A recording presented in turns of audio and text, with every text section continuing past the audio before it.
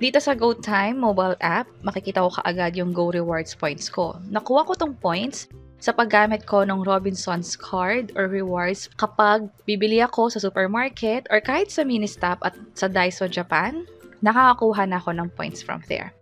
And dito nga sa GoTime Bank, nakalink na siya automatically. May iba't ibang mga tutorial videos kami tungkol sa GoTime, kung paano namin ito nagamit, and kung paano na rin na-link itong Go Rewards points. Pwede nyo i-check yung video tutorial at the end of this video. May playlist kami ipapakita. So, balik tayo dito sa GoTime mobile app. Tap ko tong Go Rewards points. Tap ko tong question mark. Check out latest promos and consolidate your points and claim more rewards on the Go Rewards app. So, tap ko tong Go Rewards app. And mapupunta tayo sa Google Play or sa Play Store or pwedeng sa App Store kung ang gamit nyo is iPhone. From here, install ko na to. After ma-fully install yung app, from here, pwede na tayong mag-register. Pero kung meron na kayong account sa Go Rewards, pwede na kayong mag-login gamit yung phone number ninyo or yung social media account ninyo. Pero kung wala pa, merong iba't ibang paraan para makapag-sign up. Pwede gamitin yung account nyo sa Google or Apple, or pwede kayong mag-create ng account by entering yung cellphone number ninyo. At kung ito nga yung gagawin ninyong pang sign up, kompletuhin lang lahat ng information. Katulad nito, may cellphone number, complete name, birth details, email address, at yung referral code. Kung wala pa kayong referral code, pwede nyo gamitin itong code na nakikita nyo sa screen. Bali, ilalagay din namin to sa description sa baba. At i-check lang tong I have read, yung terms and conditions and privacy policy. Pwede nyo basahin itong mga link na to bago mag-proceed and then tap sign me up.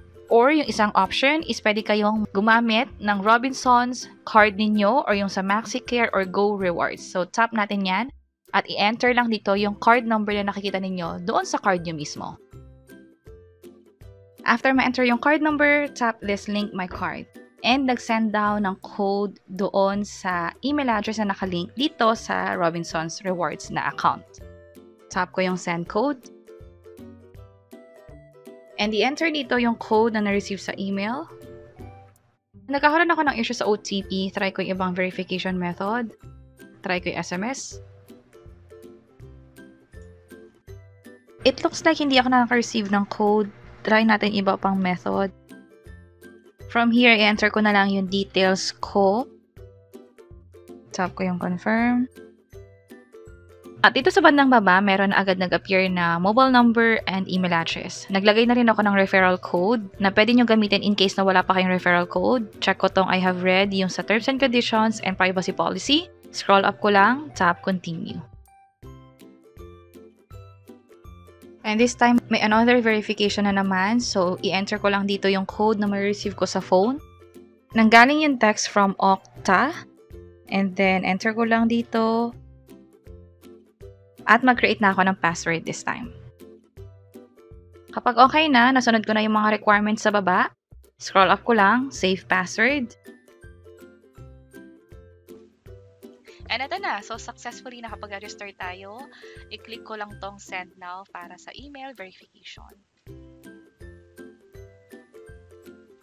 At i-enter dito yung code na ma-receive ninyo sa email.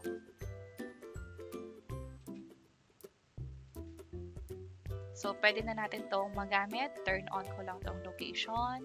Maraming mga features dito na pwede nating gawin habang ginagamit yung app.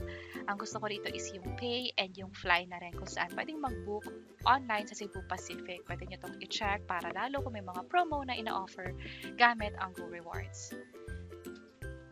At bukod nga sa pag-book, ito pa yung iba't ibang mga features. So, pwede nyo na itong i-check. Also, may ginawa rin kaming mga videos tungkol dito. Sana makatulong to and see you sa mga next videos. Bye-bye!